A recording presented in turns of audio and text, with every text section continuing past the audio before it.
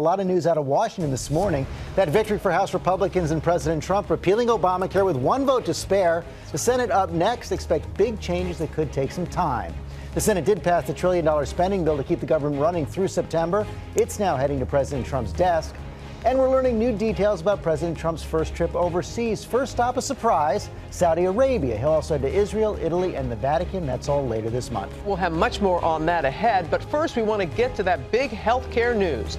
After the House passed a Republican bill, President Trump headed here to New York City for an event with the Australian Prime Minister, where he celebrated the GOP's success, but also faced a number of protesters. Our senior White House correspondent, Cecilia Vega, is here with more. Good morning, Cecilia. Hey, Robin, great to be here this morning. The protesters were right there to welcome President Trump home for this victory tour. But while he is celebrating his first big legislative win, there is still a long way to go. President Trump touching down on his home turf for the first time since taking office. And right there to greet him, hundreds of protesters lined Manhattan streets as the president drove by in his motorcade.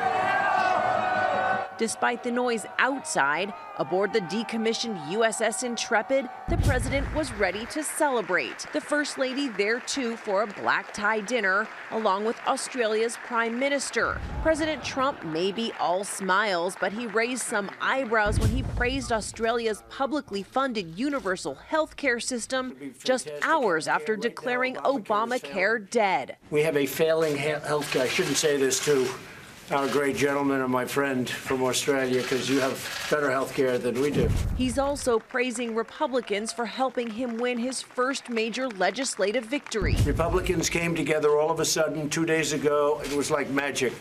They just came together. They're very, very united. The president's victory tour starting earlier in the Rose Garden. How am I doing? Am I doing okay? I'm president. Hey, I'm president. Make no mistake, this is a repeal and a replace of Obamacare. After weeks of debate and arm twisting, Republicans in the House voted to fulfill their central promise to the American people. Are we going to be men and women of our word? Yes. Are we going to keep the promises that we made? Yes. But they too were met with protests. Shame on you! Shame on you! Democrats are also taunting Republicans, predicting the bill will cost them in the midterm elections.